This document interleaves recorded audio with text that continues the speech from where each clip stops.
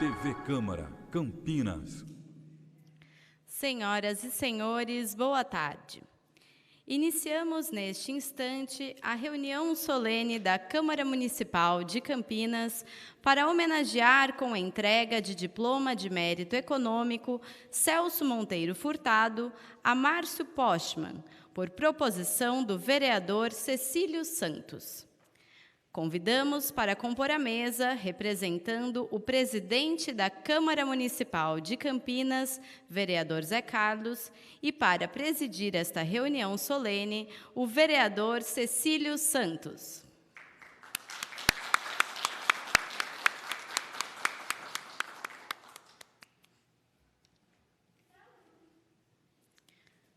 Convidamos também a senhora Adelaide Albergaria, diretora jurídica do Sindicato dos Professores de Campinas.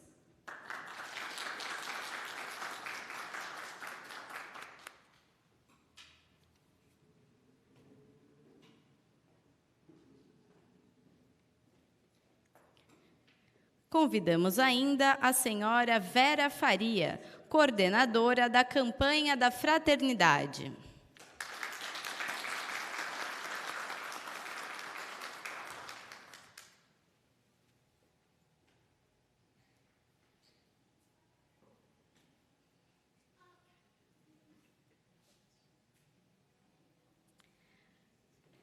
Uma vez composta a mesa de autoridades, convidamos os seus componentes e demais presentes a receberem nosso homenageado desta tarde.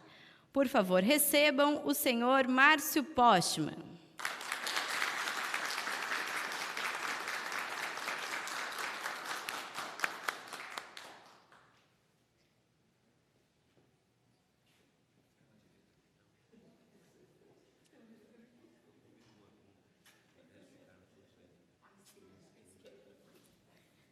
Convidamos os componentes da mesa a tomarem assento.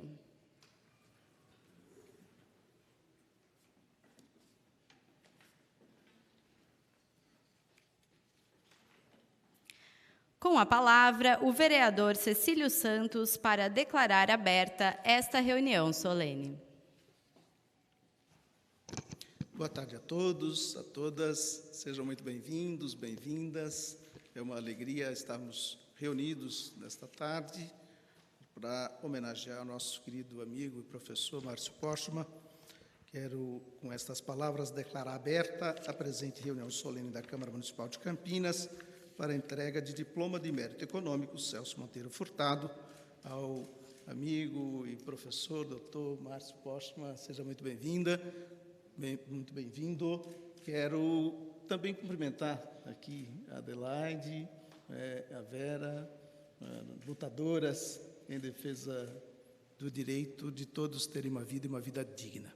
Então, quero saudar a todos e todas vocês que vieram aqui, ao professor Roberto, Vicente, ao Duberley, aqui a Lídia, enfim, todas e todos vocês sejam muito bem-vindos. É uma alegria recebê-los aqui na Casa do Povo. Agradeço pela presença. Muito obrigado.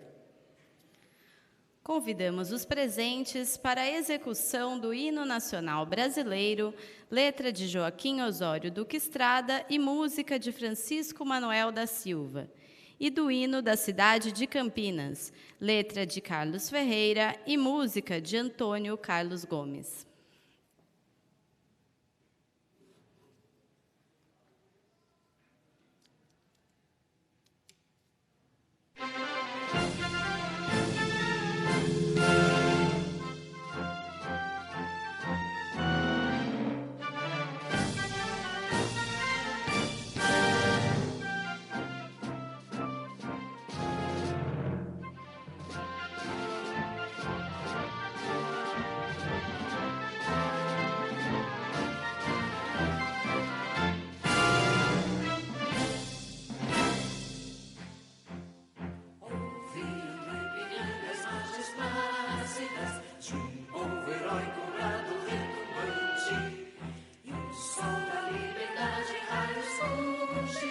Brilhou o céu da pátria.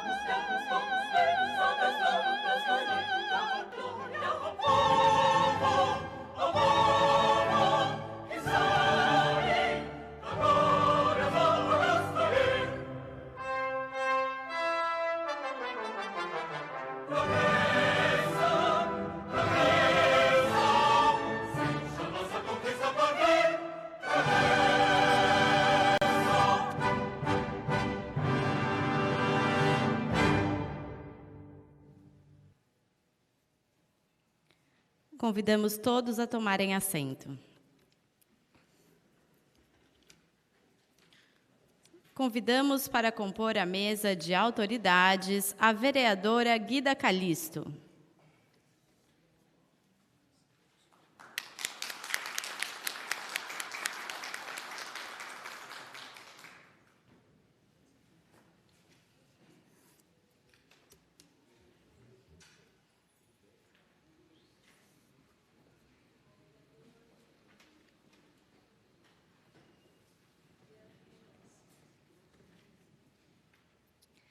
Relacionamos as seguintes presenças de autoridades que se anunciaram a este cerimonial.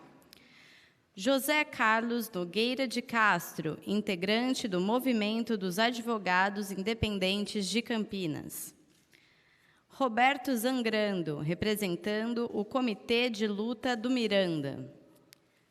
Gilvan Pereira de Lima, representando o Sindisaúde e o Sindiclínicas. Osvaldo Francelino Miguel, diretor sindical do Sindicato dos Petroleiros. Vicente Gomes, representante da Associação do Satélite Íris 4. Lídia Marcelino, representando a Paróquia Santo Afonso Maria de Ligório. E Casimiro Martins da Silva, filiado ao Partido dos Trabalhadores. Enviaram suas justificativas de ausência com cumprimentos ao nosso homenageado, a desembargadora presidente do Tribunal Regional do Trabalho da 15ª Região, Ana Amarilis de Oliveira Gula, e o senhor César Augusto de Azambuja Silva, diretor da Hemotec. Com a palavra, o vereador Cecílio Santos, para a homenagem da Câmara Municipal de Campinas ao agraciado desta tarde.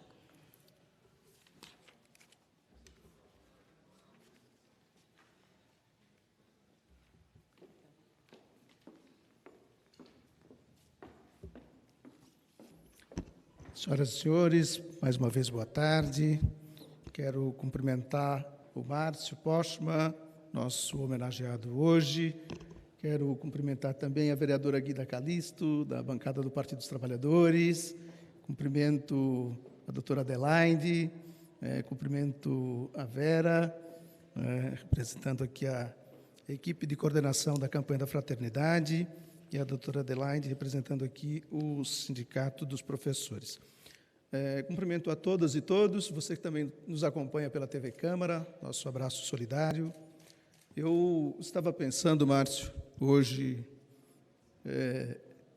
como é que faria esse discurso aqui para te receber. E a primeira palavra é de gratidão, pelo teu trabalho, pela tua dedicação como economista, como pesquisador, como alguém que coordenou brilhantemente o IPEA, buscando entender os números da economia do país, para melhorar a vida do povo. Porque, na minha opinião, caro professor Márcio Postma, a vida nossa, e as nossas colegas que compõem a mesa, e a todas e todos vocês, a nossa vida ela faz sentido a partir do momento que a gente dedica parte do nosso tempo, pelo menos, para melhorar a vida dos nossos semelhantes. E este prêmio, esse diploma de mérito econômico Celso Furtado, aliás, Celso também é o nome do meu pai, e ele era nordestino, como eu. Então, eu acho importante que o Márcio possa receber, em nome da Câmara Municipal, este diploma de mérito.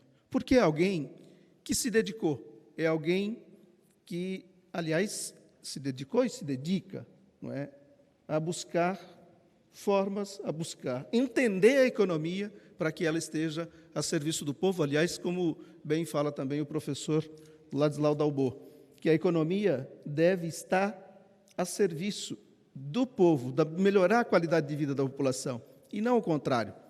A gente vê, Márcio, hoje, os trabalhadores numa pendenga danada para fazer a feira, para conseguir comprar alimentos para passar o mês, e os bancos ganhando bilhões no nosso país.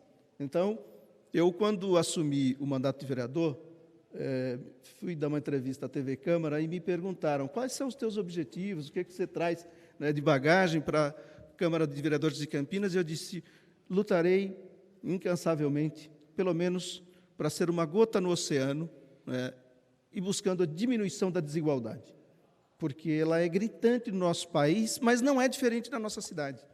Tem muita gente que ganhou e continua ganhando, lucrando neste período, né, de pandemia, e a grande maioria da população passando fome.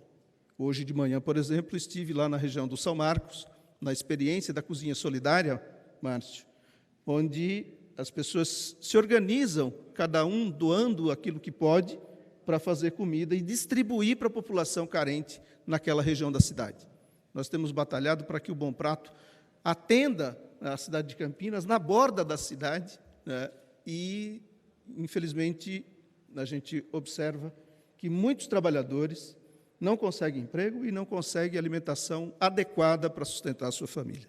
Então, eu quero, com essas palavras, mais uma vez agradecer ao professor Márcio Postma pelo seu trabalho, dizer que a presença sua e a presença no mundo acadêmico, mas também no mundo da política, nos inspira, nos dá coragem para que a gente busque a diminuição dessa desigualdade, que eu sei, a partir dos seus estudos, dos seus livros, que, aliás, ele nos trouxe aqui o mais recente, né, para que a gente continue perseguindo, né, essa diminuição da desigualdade, que é possível, eu tenho certeza. Então, Márcio Postma nasceu em Venâncio Aires, no Rio Grande do Sul, em 1962. Concluiu o curso de Economia na Universidade Federal do Rio Grande do Sul, em 1984, e é doutor em Ciência Econômica pela Universidade Estadual de Campinas, a Unicamp. É professor da Unicamp desde 89 e, desde 2000, é livre docente na mesma universidade.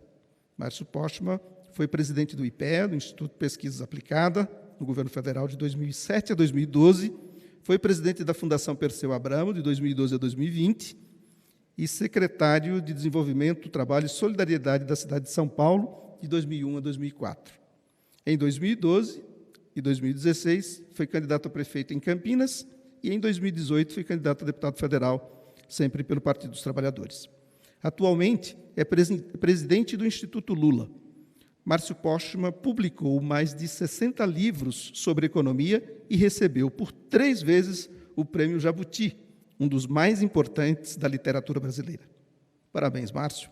Em 2022, foi apontado como um dos 4 principais economistas do país e o 11º na América Latina pelo prestigiado índice científico Alper Dodge.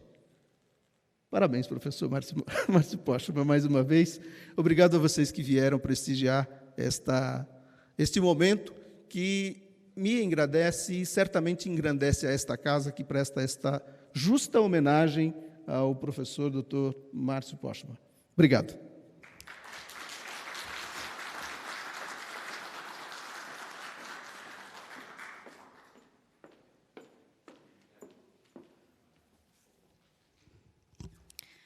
Agradecemos a presença da senhora Cris Briani, secretária de Organização do PT Valinhos. Neste momento, teremos a entrega do Diploma de Mérito Econômico Celso Monteiro Furtado ao senhor Márcio Postma. O homenageado recebe a honraria por sua contribuição ao campo econômico.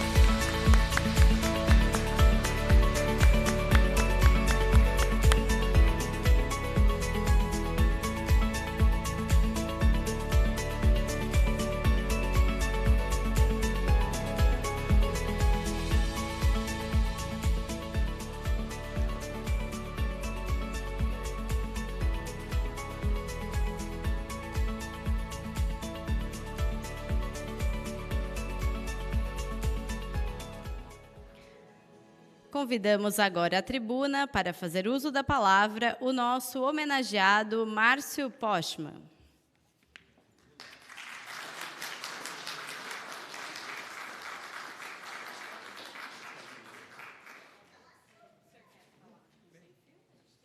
Não, tranquilo.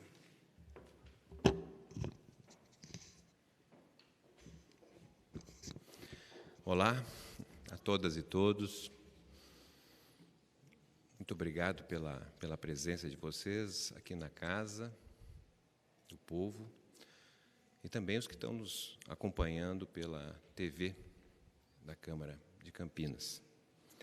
Quero cumprimentar a mesa de autoridades, a companheira Vera Faria, muito bom te ver depois de tanto tempo, companheira Adelaide, Berguia também, muito obrigado pela manifestação que o Simpro fez também, a nossa vereadora Guida Calisto e o nosso promotor desse evento, o vereador Cecílio Santos. Temos aqui 2 vereadores novos desta legislatura e que compõem a bancada de esquerda, a bancada progressista desta Câmara.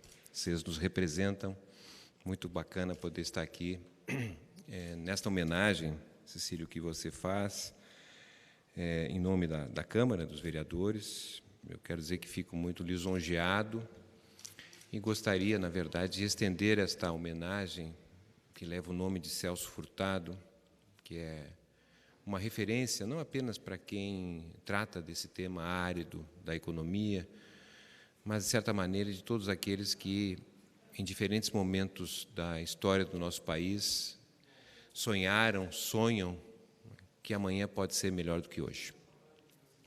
É isso que nos move, de certa maneira, a conviver com momentos difíceis, mas não perdermos as esperanças. E é um pouco nesse sentido que eu gostaria de, não abusando do tempo, me pronunciar a respeito desta fase que vivemos na terceira década do século XXI, que é uma fase que, infelizmente, os que nos governam não oferecem uma expectativa de futuro melhor. E é justamente em função disso que nós estamos diante de uma espécie de cancelamento do futuro. Há 40 anos, quando ainda estava frequentando os bancos universitários, era comum, isso no início dos anos 80, era comum haver debates no Brasil, estudos, livros, publicações governamentais, empresariais, dos trabalhadores, enfim, tratando do que poderia vir a ser o Brasil 10, 20 anos depois. Nós estávamos nos anos 80, então se já imaginava o que seria o Brasil nos anos 2000, na virada do século. Ou seja, havia, de certa maneira, uma preocupação muito grande com o futuro da nossa sociedade. E, de certa maneira, uma expectativa positiva, eu diria, de que nós estaríamos com o amanhã melhor do que era aquele momento. Infelizmente, hoje, há uma ausência de debates, de proposições sobre o futuro. O que será o Brasil, o que será Campinas, o que será o Estado de São Paulo em 2026, em 2030, em 2050? Isso passa muito rápido do ponto de vista histórico e, de certa maneira, nós desconhecemos algo que nós imaginamos que seria possível caminharmos, definirmos por nossas próprias vontades.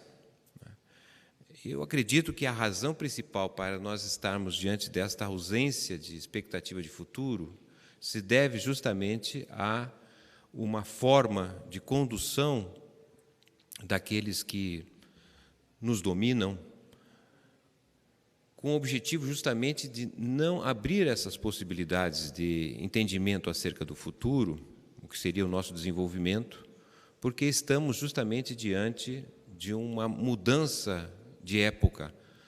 uma mudança estrutural da nossa sociedade. Eu acredito, sinceramente, que esse período que nós estamos vivendo e que, de certa maneira, decide as próximas décadas da nossa sociedade, pode ser comparado, guardada a devida proporção, com gerações que vieram antes de nós e que se defrontaram com mudanças de épocas que marcaram o Brasil até os dias de hoje, como, por exemplo, não é, a década de 1880, que é uma década muito importante para se entender o Brasil de hoje ainda, e que foi, de certa maneira, a chave para o abandono de um regime de trabalho demarcado pela escravidão, pelo trabalho forçado. Foram quase 4 décadas em que essa sociedade foi erguida a partir do trabalho forçado, da escravidão, da violência, do autoritarismo, e que fez do Brasil, não é, uma sociedade que, ainda nos dias de hoje, encontra-se assentada no racismo, o racismo estrutural. Não é? E esse racismo teve as suas sementes plantadas pela escravidão, em que havia uma legislação que estabelecia que, pela cor da pele, só era possível estar presente na sociedade na forma do trabalho escravo. Mesmo com a luta travada pelos abolicionistas importantes brasileiros, que enfrentaram uma época em cujo sujeito social, o escravo ou a escrava, não tinha vida própria, permanecia em fazendas, uma espécie de prisões, e que pouco conhecia da língua praticada à época, que não era o português, diga-se de passagem, era o tupi-guarani. Sem conhecer a língua, com dificuldades de comunicação e praticamente aprisionado em fazendas, como fazer uma luta pelo rompimento do trabalho escravo? E isso foi feito durante 2 décadas. Entre 1868 e 1888, o Brasil registrou um dos maiores movimentos populares em torno do enfrentamento do trabalho escravo. Em 1871, no primeiro discurso no Parlamento do Império, no Rio de Janeiro, Joaquim Nabuco levantou o tema da abolição da escravatura. E foi praticamente muito criticado por seus pares, um parlamento que representava fundamentalmente senhores de escravos. E esse tema, na verdade, que começou ao plano do parlamento, foi ganhando dimensão social, inegável experiência que o Brasil registra por 2 décadas, até chegar, portanto, a 1888, quando, na verdade, nós passamos por uma outra mudança de sociedade, que foi uma sociedade de classes, o capitalismo, uma sociedade dita do trabalho livre. A luta dos abolicionistas, naquele momento, não era basicamente apenas e tão somente a soltura, não era a chamada Lei Áurea, que só tinha 2 artigos, não é? Fim da escravidão e cumpra-se. Nada foi proposto em termos de atendimento ao que representou a escravidão e os escravos daquela época. O projeto abolicionista pretendia não apenas a libertação, a soltura dos escravos, mas, sobretudo, a sua inclusão na sociedade, através da repartição de terras, para que se pudesse formar uma classe de camponesas, de negros, de miscigenados, uma vez que a Lei das Terras, de 1885, praticamente impedia o acesso à terra, como sabemos que predomina ainda nos dias de hoje. Também defendia Joaquim Nabuco, Castro Álvares, Rui Barbosa, entre outros, que houvesse, na verdade, a universalização do acesso à educação, ao ensino, algo que nós só fomos conhecer, de fato, a partir da Constituição de 1988, 100 anos depois. Luta, portanto, histórica de que gerações que viveram momentos muito mais difíceis do que nós estamos vivendo, não baixaram a cabeça, não se deprimiram, porque entenderam que eram sujeitos históricos de uma transformação do país. 40 anos depois, a partir de 1930, a chamada Revolução de 1930, também marcou uma mudança de época excepcional para nós. Vivia o Brasil, na década de 1920, um país extremamente primitivo, agrário, cerca de 80% da população residindo no campo, sem acesso à escolaridade, o analfabetismo generalizado, expectativa média de vida ao redor de 34 anos de idade. As mulheres que tinham essa expectativa média de vida também chegavam a ter entre 10 a 15 filhos. Qual a possibilidade de uma mulher ter alguma participação social que não fosse numa espécie de máquina de reprodução humana vivida naquela época? Essa sociedade agrária e primitiva, né, foi enfrentada pela luta dos tenentistas, que, de certa maneira, soergueram a bandeira da modernização do país. E isso foi obtido, né, ao longo da década de 30, que marca justamente esse rompimento de avanços, de retrocessos, de idas, de vindas, e que, em praticamente 50 anos, permitiu que o Brasil se transformasse profundamente. Do ponto de vista material, esteve entre os países que mais cresceu no mundo. Constituiu uma base produtiva industrial que, ao final dos anos 70, era reconhecida como a 6ª maior planta industrial do mundo. Produzíamos e exportávamos muito, uma diversidade, um sistema econômico complexo, diversificado e integrado. Produzíamos e exportávamos, né, de aviões, automóveis, uma vasta indústria têxtil, calçadista, produzíamos computadores, produzíamos centrais telefônicas, aqui mesmo em Campinas, CNPq-B, como fonte, basicamente, de avanço que o país construiu ao longo de 5 décadas. Não foi nada fácil o projeto dos tenentistas, liderados, por exemplo, por Oswaldo Aranha, o Clube 3 de Outubro, em 1932, consagrava, por exemplo, que o Brasil era um país capitalista e, portanto, o lucro deveria ser valorizado, mas a valorização do lucro dependeria de sua participação no sistema tributário. Ora, nós estamos em 2022, e lucros e dividendos no Brasil não pagam impostos.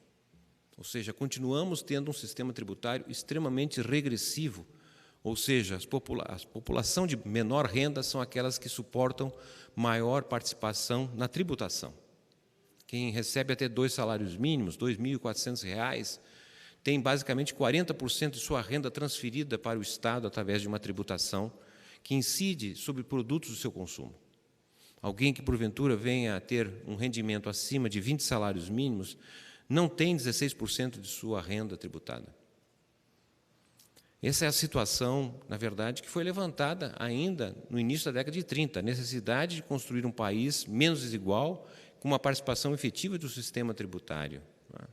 Para além da questão tributária, também levantaram os tenentistas, na década de 30, que era importante que esse país, que defendia, através do Estado, o direito de propriedade, que a propriedade, para ser de fato validada, pressupunha exercer a função social. Propriedade que não exerce função social não deveria ter o reconhecimento jurídico da propriedade privada. Isso significaria dizer que mais de 80% das terras no Brasil que são agriculturáveis e não são utilizadas vivem basicamente como motivo de especulação, seja nas cidades, seja no campo, né? Não deveriam ter o acesso ao direito de propriedade, segundo as projeções dos tenentistas do início dos anos 30. Hoje, o Brasil tem a maior estrutura fundiária concentrada do mundo, perdendo apenas para o Paraguai. Um país que é a 5ª maior extensão de terras do mundo, ocupa menos de 10% da terra agriculturável na produção. Essa realidade que nós temos hoje foi, de certa maneira, tensionada e que passou pela correlação de forças existentes na década de 30. A década de 30 assistiu à presença no Brasil do Partido Nazista, que, segundo o Ministério de Relações alemão, nazista, definia aqui no Brasil o Partido Nazista como o 2º maior do mundo. Nós tivemos um amplo partido integralista, a Associação Brasileira de Integralismo, que representou alguma coisa como 1.300 unidades no Brasil, 100 jornais. Tivemos, em 1935, a chamada Intentona Comunista, em 1937, o Estado Novo. Ou seja, eu estou aqui destacando aspectos de uma década aqui muito importante para entender o que aconteceu do Brasil, basicamente 6 décadas depois. Essa minha recuperação histórica é apenas para chamar a atenção a respeito da importância desse período histórico que nós todos estamos vivendo e que nos aparenta cada vez mais, não é, pela visão midiática, pela visão que tem sido apresentada como um país sem futuro, um país que cancela o seu futuro e que vive basicamente das operações de emergência. O Brasil se transformou numa espécie de posto pronto-socorro, que é fundamental a existência de pronto-socorro, evidentemente, que se lida com situações distintas, assassinato, atropelamento, as mais diferentes razões, mas, obviamente, o sistema de saúde não se move apenas e tão somente pela existência de pronto-socorro. É preciso, na verdade, uma ação muito mais planejada e articulada para quem quer definir o seu futuro. E o nosso futuro, de alguma forma, está em curso pelas decisões que nós tomamos. E nesse sentido que precisamos vislumbrar esse novo mundo que vem de forma subterrânea assumindo protagonismo e que nós muitas vezes não conseguimos identificar, que passa justamente por esta nova era que está em construção, que é sob a qual o desenvolvimento se assenta, que é a era digital. A digitalização da sociedade, a digitalização da economia compreende uma alteração substancial na estrutura econômica e social que determina, basicamente, para onde irá a nossa sociedade, o nosso país, o desenvolvimento, nas próximas 40 anos, 50 anos. Isso é importante destacar, pelo menos no meu modo de ver, pois estamos tratando, não é, de uma realidade cuja sociedade brasileira vem sofrendo uma transição demográfica de grande importância.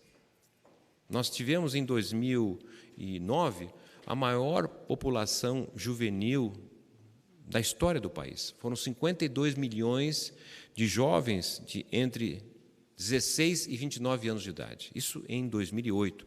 Nós estamos em 2022, o censo está sendo realizado, de certa maneira vai revelar melhor, mas possivelmente hoje nós estejamos com 48 milhões de jovens nessa faixa etária de 16 a 29 anos de idade.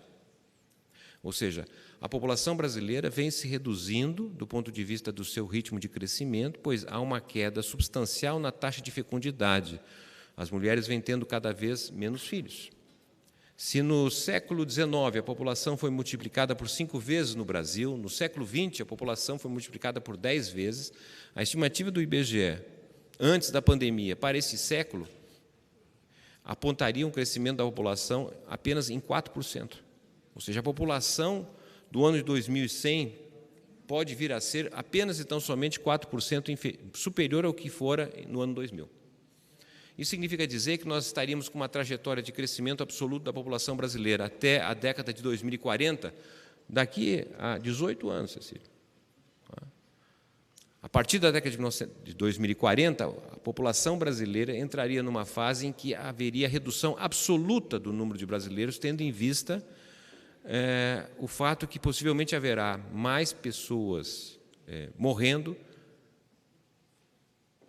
melhor dizendo, menos pessoas nascendo do que morrendo. É uma questão importantíssima do ponto de vista da questão demográfica, porque isso aponta, obviamente, para um aumento da população com mais idade. Desde o ano passado, o Brasil hoje tem mais brasileiros com 30 anos e mais do que brasileiros com menos de 30 anos. Em função dessa alteração demográfica, não é? O que mais os prefeitos têm feito no Brasil é fechar escolas. O Brasil hoje é campeão de fechamento de escolas. Mais de 50 mil escolas foram fechadas entre 1997 e 2020. Os prefeitos optam por fechar escola porque há, de fato, uma redução da presença de estudantes, de jovens, e ao mesmo tempo, optaram por nuclear as escolas, não é? Ou seja, juntar alunos, colocar os alunos para andar de ônibus de um lugar para outro, enquanto talvez a possibilidade de o ensino integral teria talvez alternativa melhor a isso, né? Mas isso está acontecendo no Brasil. O processo de envelhecimento da população, né? O aumento do analfabetismo digital, que é outra questão muito importante, porque nós estamos saindo da primeira para a segunda fase da era digital. A primeira fase foi aquela quando nós colocamos para dentro da internet, através do celular, do computador, do tablet, as informações corriqueiras do nosso dia a dia, nós enquanto indivíduos, mas famílias e também empresas e o próprio governo colocaram para dentro da internet uma diversidade de informações.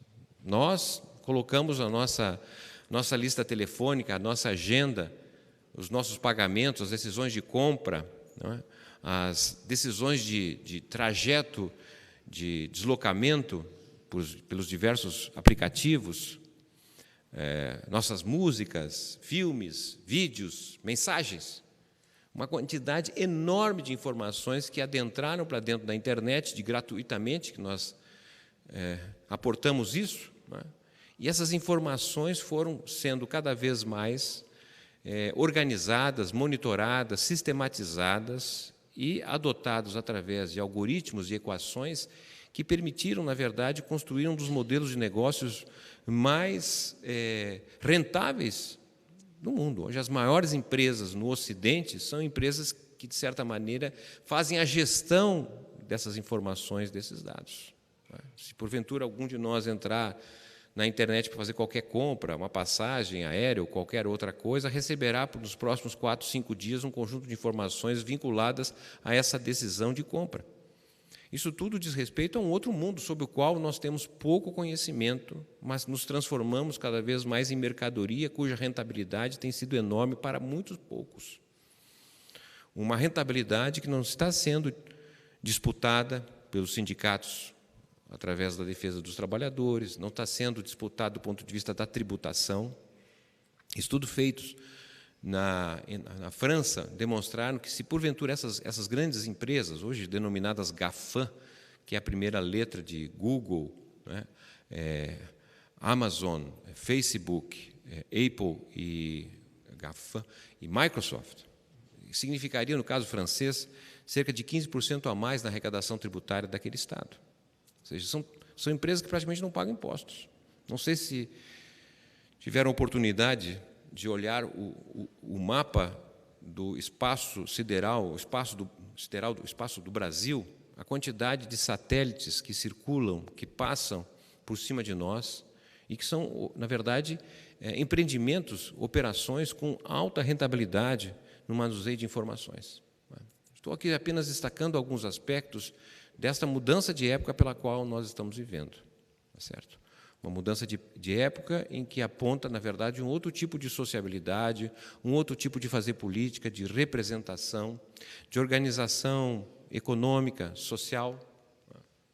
Essas questões estão colocadas e que nós chegamos atrasados, né, e que, de certa maneira, vai se percebendo a quantidade de analfabetos digitais, ou iletrados, como se diz. Né? Eu, por exemplo, considero um iletrado. Eu sei usar algumas coisas do celular, mas outras eu não sei. Isso é uma questão importantíssima num país que tem já uma população com idade mais avançada. É como manter, não é, padrões mínimos de igualdade numa alteração substancial proveniente desta digitalização da sociedade. Isso sem falar que nós estamos entrando numa segunda fase, que é, na falta de outro melhor nome, denominada como metaverso, que é justamente aquela fase, então, quando não serão apenas os dados, as informações, mensagens nossas colocadas para dentro da internet, como nós mesmos estaremos dentro da internet, através de avatares. É uma mudança absolutamente profunda da sociedade, sobre a qual a reflexão, as escolhas, os horizontes, pelo menos para nós, não estão dados, não estão sendo formulados. Não é? É inadmissível, né, que o Brasil, um país de dimensão continental como é o nosso, seja um quarto maior mercado consumidor de bens e serviços digitais do mundo. Nós somos hoje a 13ª economia do mundo, já fomos a 6ª. Estamos numa situação de declínio. Somos a 6ª maior população mundial, o 5º maior extensão geográfica, mas somos o 4º maior mercado consumidor. Os aparelhos que nós temos hoje, nessa era digital, né, em grande medida, vêm de fora, tecnologia estrangeira. Tá certo? Ou seja, nós somos um país que consome, e grande parte desse consumo vem do estrangeiro. Produtos que nós poderíamos perfeitamente fazer aqui, internamente. E não fizemos. Vivemos há 2 anos uma gravíssima pandemia que o Brasil teve que importar, inclusive, máscaras. 95% dos insumos de saúde do Brasil hoje vem de fora. Não há razão alguma para justificar isso, que não seja justamente a ausência de uma perspectiva, de um projeto que organize a nossa sociedade. Isso não é algo impossível de ser feito, aliás, é até muito mais fácil de fazer se a gente lembrar a luta que tiveram os tenentistas na década de 30, os abolicionistas na década de 1890. Não é? Essa é uma questão muito importante, porque o país, hoje nós temos, em função da era digital, né, 2 grupos de países. De um lado, os países que produzem e exportam bens e serviços digitais, e, de outro lado, os países que consomem e importam bens e serviços digitais. A condição de importador, de consumidor, não permite gerar empregos de qualidade. A denúncia que é feita, a descrição a respeito de trabalhos precários em expansão no Brasil, a informalização em alta, os trabalhadores de plataforma, formas de trabalho precário, é uma expressão da forma com que o Brasil hoje está inserido no mundo. E gravíssimo é que, para podermos ter acesso a esses bens e serviços digitais, enquanto consumidores, importadores, nós necessitamos cada vez mais da produção e exportação de bens primários. Porque justamente a exportação de bens primários é que permite gerar renda que financie a compra, a importação. Esse é o quadro dramático que nós precisamos considerar do ponto de vista de um país que tem possibilidades, né, que podem, evidentemente, se tornar e serem materializadas. Mas isso não é uma questão técnica. O problema do Brasil não é econômico, o problema do Brasil é político. O Brasil tem dinheiro disponível. Nós temos hoje cerca de 6 trilhões de reais, até é difícil saber a dimensão dessa quantidade de moeda, mas 6 trilhões de reais depositados no sistema financeiro, dormindo, né, ao som dos juros. Esse dinheiro perfeitamente poderia estar sendo alocado em atividades produtivas, especialmente num país como o nosso, que é um país em construção, que falta-nos de tudo. Em qualquer área de infraestrutura, as nossas habitações, a pandemia revelou que grande parte dos brasileiros não tem moradia. Tem dormitório, que passa algumas horas do dia, mas quando precisou ficar 24 horas no isolamento, a habitação se tornou impossível, dado o número de pessoas e o espaço extremamente exíguo. Sem falar, evidentemente, os que não habitação têm. Então, é um país que tem, obviamente, né, é um país em construção, um país que falta de muita coisa e que esse recurso disponível poderia ser perfeito alocado nesta área de atividade produtiva com geração de lucros, é claro, não estou aqui nem questionando esse aspecto. Nós temos tecnologia para avançar nessas atividades da reconstrução do país. Não é uma tecnologia desconhecida, pelo contrário. E nós temos mão de obra qualificada. Temos trabalhadores, trabalhadoras que, infelizmente, diante da ausência de expectativa, buscam cada vez mais no exterior o que aqui não encontram. Nós somos hoje um país com 4,2 milhões de brasileiros residindo no exterior. Uma parte importante da renda que vem para o Brasil vem justamente desses brasileiros que estão trabalhando fora. Esse quadro, veja, nós temos aqui as condições, os elementos fundamentais da economia, temos dinheiro disponível, tem tecnologia, tem o que fazer, tem mão de obra. Mas esses elementos econômicos, por si só, espontaneamente, não operam. E não operam, eu diria assim, porque a equação política não foi resolvida.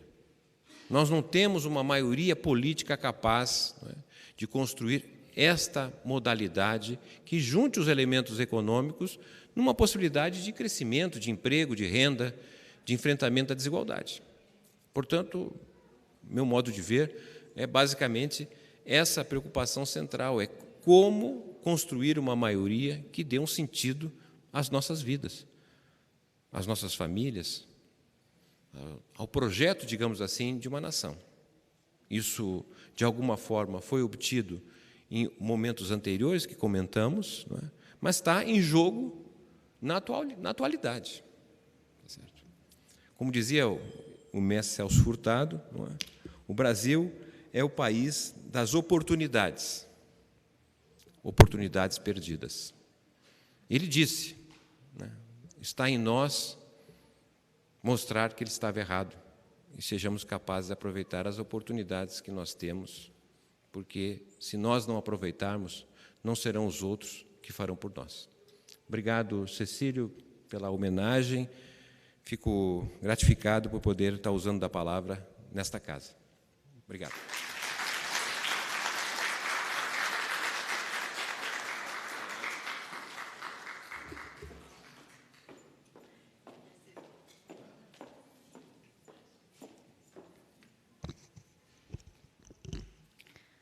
Convidamos agora a tribuna para suas homenagens a senhora Vera Faria.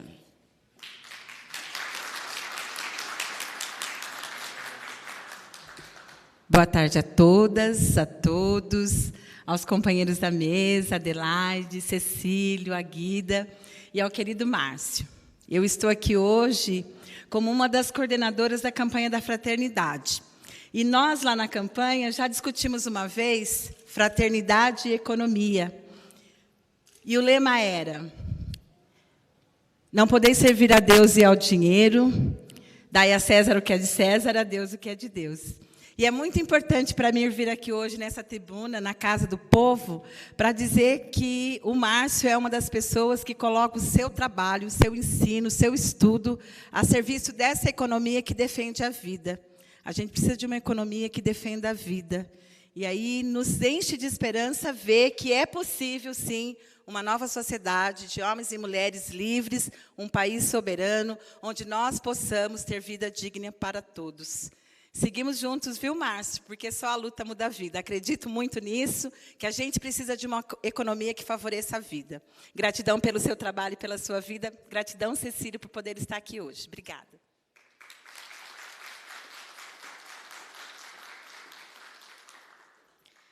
Convidamos agora à tribuna a senhora Adelaide Albergaria.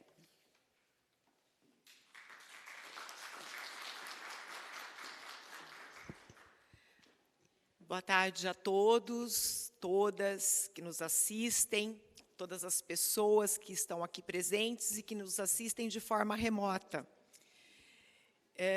Eu gostaria de começar saudando o vereador Cecílio, proponente dessa justíssima homenagem, a vereadora Aguida Calisto, que compõe a mesa conosco nessa tarde, vereadora bastante atuante na cidade de Campinas, a companheira Vera, pelas belas palavras e pela luta que ela realiza na cidade de Campinas, o vereador Paulo Búfalo, está aqui prestigiando também essa justíssima homenagem ao Márcio. Gostaria de cumprimentar também os trabalhadores dessa casa, que tornam possível todas as sessões, e essa em especial. E eu gostaria de falar com o nosso homenageado, o Márcio, um economista renomado no Brasil, na América Latina, mas especialmente um professor. E eu gostaria de pedir licença para o Márcio, quebrando um pouco o protocolo, para lembrar de uma passagem muito marcante para mim e que faz com que essa tarde aqui hoje seja um presente. E aí eu agradeço o vereador Cecílio por essa oportunidade. Eu não sei se você se lembra, Márcio, mas em 2018... de forma muito gentil, você aceitou um convite para proferir uma aula magna na Universidade de São Francisco. O ano era o ano de 2018, um ano dos mais difíceis das nossas vidas. E o Márcio falou sobre os impactos de uma crise política na vida da sociedade, na vida econômica da sociedade. E com essa fala mansa, doce, serena, que ele nos encantou e nos brindou nessa tarde, ele encantou uma plateia de alunos, composta de alunos do primeiro ao último ano, e que saíram de lá com uma reflexão sobre o que significa uma economia a serviço da espécie humana, a serviço da sociedade, a serviço do bem comum. Então, estar aqui hoje, compondo essa mesa, é uma grande alegria, uma honra e um presente, Márcio. O mundo, o Brasil, São Paulo e Campinas precisam de pessoas como você. Vida longa, meu amigo.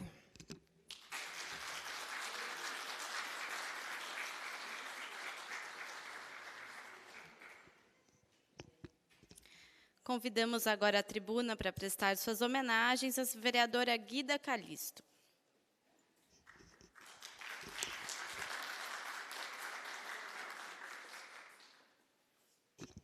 Obrigada a todas e todos. Uma boa tarde, né, para todos nós que estamos aqui nessa sessão, nesse plenário, nesse momento. Quero cumprimentar logo e agradecer aqui ao vereador Cecílio Santos pela belíssima homenagem, pelo belíssimo momento que ele está propiciando a nós aqui. Agradecer muito também as duas mulheres que compõem essa mesa hoje, que me honra muito. Uma é a Vera Faria, que é minha companheira de serviço público, né? Para quem não sabe, eu sou monitora de educação infantil há 25 anos na Rede Municipal de Educação, e a Vera está ao meu lado, acompanhando, fazendo a luta das mulheres, e principalmente das mulheres trabalhadoras, servidoras públicas, na luta da nossa carreira. Então, me sinto muito feliz por estar aqui com você nessa mesa, mas também tenho ao meu lado outra mulher, que é a Adelaide Albergaria, que também milita comigo no movimento dos advogados independentes. Eu, além de monitora, também sou advogada, pertenço ao grupo dos advogados. A Adelaide, além de ser minha amiga, de ser uma parceira, militante de luta comigo, é também minha representante legal, diante de vários ataques que a gente está sofrendo nesse parlamento, que é um parlamento majoritariamente composto por homens, e alguns homens avesso à participação da mulher, avesso à participação do povo negro, do povo periférico, e a Adelaide tem me orientado, estado comigo em todos os momentos, principalmente naqueles mais difíceis, que eu tenho que visitar a delegacia para denunciar todas as violências que a gente tem sofrido aqui. Quero também parabenizar, ou saudar, né, aqui o vereador Paulo Búfalo, que está aqui também, companheiro da bancada de esquerda, um companheiraço que também tem me apoiado muito, me ajudado muito, e a bancada de esquerda tem tido uma experiência bastante importante, né, vereador? Nós estarmos aqui no parlamento a todo momento, debatendo as pautas de forma coletiva, tentando fazer o enfrentamento aqui ao desmonte, o enfrentamento ao bolsonarismo, que apresenta um projeto político de morte para o povo brasileiro. A bancada de esquerda tem tido aqui, apesar da gente ter sido, muitas vezes, né, é uma luta imensa, mas a gente tem tido algumas vitórias importantes aqui nesse espaço, e que eu não tenho a menor dúvida que isso tem qualificado muito. E eu quero parabenizar, saudar o companheiro Márcio Postman, né? Quando eu conheci o Márcio pela primeira vez, foi como professor, foi como um palestrante na Unicamp, de uma palestra que eu fui assistir. Isso faz bastante tempo. E eu me encantei muito pelo acúmulo, né, teórico, pela sabedoria que o Márcio, naquela tarde, num sábado, ministrou uma palestra para nós. Mas o que mais me honra de ter o Márcio, né, como um companheiro, e que muitas vezes eu estive ao lado dele, foi, de fato, o que várias pessoas falaram aqui, inclusive o vereador Cecílio disse, é a sua trajetória política, não só política, né, assim, a sua trajetória acadêmica, sempre ter se posicionado, sempre ter somado o seu estudo, né, o tempo que ele dedica ao estudo, à luta, e apresentar isso como um projeto de vida para o povo brasileiro, para a população mais pobre, para aqueles que mais precisam. E por que eu digo isso? A gente vive num contexto econômico muito difícil, né? A gente pode começar a elencar aí, se a gente for fazer uma demarcação sobre a aprovação da Emenda Constitucional 95, que reduziu o investimento em educação e saúde, a gente pode falar sobre o que foi o retrocesso da lei da terceirização e privatização, a gente pode falar o que foi o nefasto projeto da reforma trabalhista, que fez uma promessa que ia dar emprego, e a gente está vendo que não, que só trouxe desemprego e miséria. A gente pode falar sobre o que foi o desmonte aí da reforma da Previdência, todos esses grandes temas e outros muito mais. O companheiro, o economista, o professor Márcio Postman, sempre teve posição, e a posição dele, cada dia se confirma que foram posições do lado correto da história. Então, porque todos esses projetos que foram apresentados pela elite brasileira como uma solução econômica, o companheiro sempre apontou que não era solução econômica, que isso ia ter um agravamento das condições de vida do povo. E que o que a gente está vendo isso, né? Hoje, o que a gente está vendo aí, esse agravamento. A gente vive num momento histórico de muita inflação, a fome volta a assolar o povo brasileiro, a miséria, e, somado a isso tudo, a gente tem um ambiente político muito difícil, de muito ódio, né? De muito machismo, o racismo. Então, ou seja, além da gente ter uma situação econômica muito, muito complicada para a maioria do povo brasileiro, porque não tem emprego, né?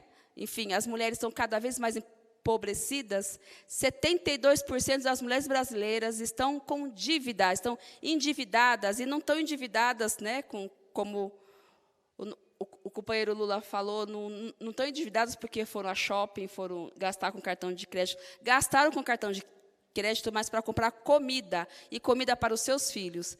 Então, assim, nesse contexto de crise econômica, escalada da violência, o companheiro Márcio Postman sempre, né, o professor Márcio Postman, sempre permaneceu ao lado de quem deveria estar, apontando que a solução econômica não é essa solução que a elite brasileira apresenta, mas, sim, teria que ser uma economia que viesse incluir o povo brasileiro e o povo mais pobre. Então, quero saudar muito, parabenizar o vereador Cecílio por essa homenagem. Eu me sinto totalmente confortável por estar sentado nessa mesa ao lado dessas companheiras e desses companheiros, e estar na presença de vocês aqui. Me sinto muito, muito, muito em casa. Tem vezes que eu não me sinto dessa forma. Quem tem acompanhado tem visto. Mas hoje eu me sinto muito confortável ao lado de vocês, né, dessas companheiras, de vocês que são militantes e militam pela vida do povo pobre, né? Porque eu sempre costumo, o povo cabe todo mundo, mas a gente tem que defender aqueles que mais precisam, aqueles que estão sempre sendo excluídos do ponto de vista, né, econômico do país. Então, mais uma vez, agradeço esse momento, e que esse momento possa ser também um momento de nos fortalecer para seguir firmes aí na nossa tarefa histórica que nós temos que ter. Temos agora uma etapa agora, próxima, e a gente vai continuar seguindo, cumprindo essa tarefa histórica que foi nos dada. Obrigada e parabéns a todas e todos. Parabéns, professor Márcio Postman.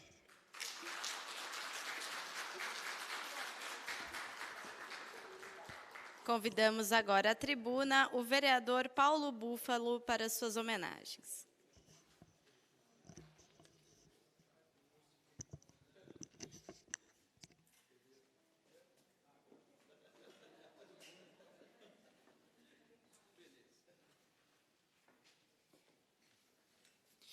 Bem, boa tarde a todos, todas e todos aí. Cumprimentar a Vera, a Adelaide, a Guida, né, o Cecílio pela iniciativa, e o nosso homenageado Márcio Postman. Quero primeiro começar justificando. Quando eu cheguei, pedi para ficar lá, porque eu achei mais grosseiro tumultuar aqui quando o homenageado estava falando do que ficar aqui com essa turma de militantes aqui, homens e mulheres de luta, enfim. Justificar também, me atrasei, porque hoje havia uma reunião de trabalhadores e trabalhadoras aposentados da CESP, lá em Pirassununga, estavam tendo uma conversa pela falência total tanto do plano de saúde como do plano de previdência deles, estão entrando numa encalacrada aí, e eles estão querendo resolver, aí um amigo chamou ali para conversar um pouco, enfim, tentar levar ali um alento para a galera, né? Então, queria cumprimentar, acho que é muito justa essa homenagem. O problema de ouvir o Márcio, que ele sempre nos traz aqui uma riqueza das análises, o problema é que aumenta o nosso desespero, quer dizer, como sair dessa encalacrada, né? Que cada vez que ele acrescenta um dado para onde nós estamos caminhando, né? Embora ele tenha nos trazido esse desafio final de pensar isso. Eu acho que nós todos aqui, todas, né? Nós temos que refletir a respeito dessas questões, pensar como localmente, inclusive, nós podemos contribuir, né, para manter, no mínimo, uma certa resiliência, né, uma capacidade de reagir a essas coisas, né. Então, a gente tem discutido um pouco, Márcio, essa questão que você nos trouxe aqui muito bem, do envelhecimento da nossa sociedade. E à medida que as escolas vão se fechando, as salas de aula vão se fechando, nós não vemos uma política pública, por exemplo, de acolhimento dos nossos velhinhos, não. O que nós vemos, na verdade, é uma forte entrada, inclusive, do mercado nesse jogo, tanto que a gente vê pipocar. Acho que pela cidade aí a gente vê pipocar ou farmácias nas grandes esquinas, aquelas iluminadas que você chega e vai pegando a medicalização ali, vai se drogando, né? Ou a gente vê os espaços, as casas de acolhimento de idosos, pelos bairros aí que antigamente eram bairros residenciais e hoje estão se tornando bairros comerciais, casas um pouco maiores, que tem esse tipo de acolhimento, mas é um mercado, o poder público não entra. Então, essa era uma questão que precisaríamos estar pensando como reverter. A outra questão é a inflação da terceira idade, que cada vez mais tá ganhando uma conotação pesada, porque aumenta o número de idosos, a inflação atinge mais, pelo menos 0,5% aí, acima do índice normal, vamos dizer assim, da inflação, e nem os governos locais, estaduais, enfim, da União, estão assim, olhando para essa situação, e também não basta da isenção de imposto, de taxa de água. O problema está em outras frentes, né, que encarece a vida dessa população. Então, enfim, eu queria dizer isso, cumprimentar novamente o Cecílio, né, pela justa homenagem ao Márcio, que é essa pessoa que faz aí do seu conhecimento intelectual, da sua pesquisa, né, um instrumento não só para ele, não só próprio, mas um instrumento assim que nos fortalece para poder travar essas discussões, esses debates. Então, quero dizer que estou muito feliz em poder ter conseguido chegar aqui mesmo atrasado para poder participar dessa homenagem aqui ao nosso professor, companheiro Márcio Postman.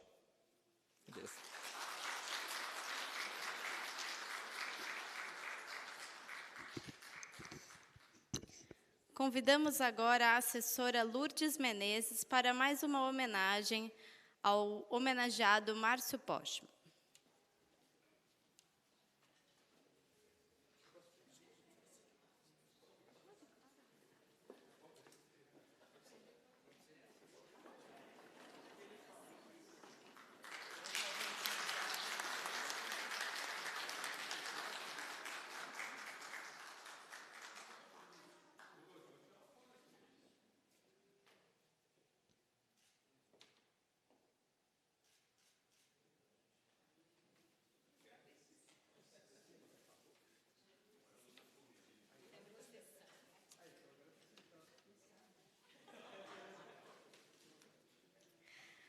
Com a palavra, o vereador Cecílio Santos para suas considerações finais e para declarar encerrada esta reunião solene. Cumprimento a todas e todos, agradeço a presença de cada um de vocês, quero, inclusive, agradecer a presença do nosso companheiro Casemiro Reis, presidente do Sindimed, ex-presidente do Sindimed, né? O Bob aqui, representando nosso querido Bob dos Sindicatos Petroleiros, em nome de vocês e das companheiras que compõem aqui a mesa, junto com a vereadora Guida, o vereador Paulo Búfalo, muito gratificante. Me deixa assim, um pouco emocionado a fala de vocês e a fala do Márcio, no sentido que nós temos uma grande tarefa, nós temos uma grande responsabilidade.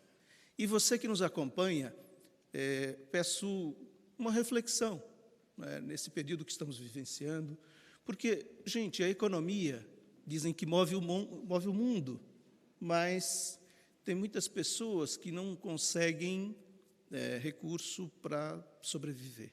Então, de novo, repito, a desigualdade social no nosso país é um absurdo, é uma situação que nós não podemos achar normal.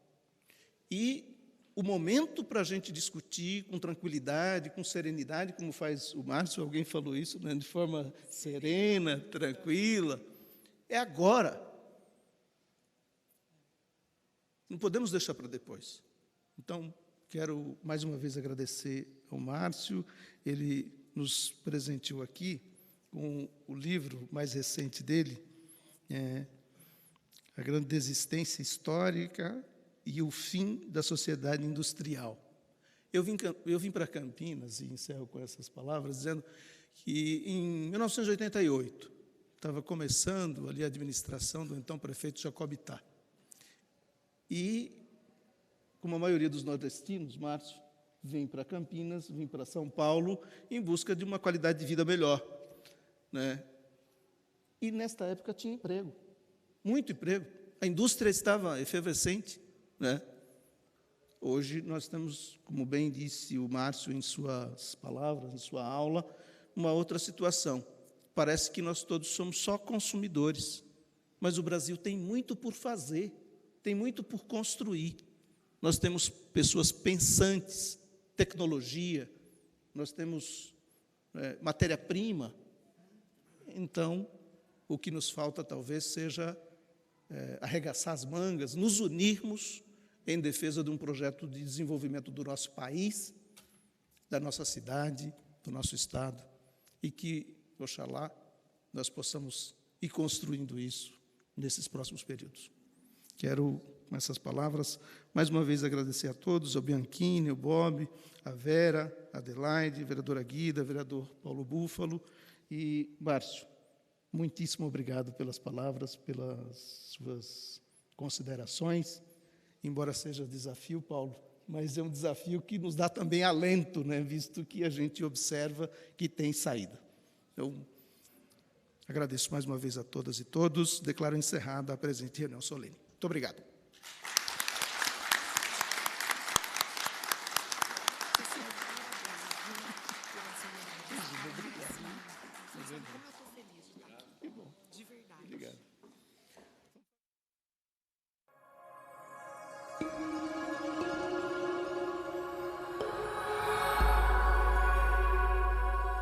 TV Câmara, Campinas.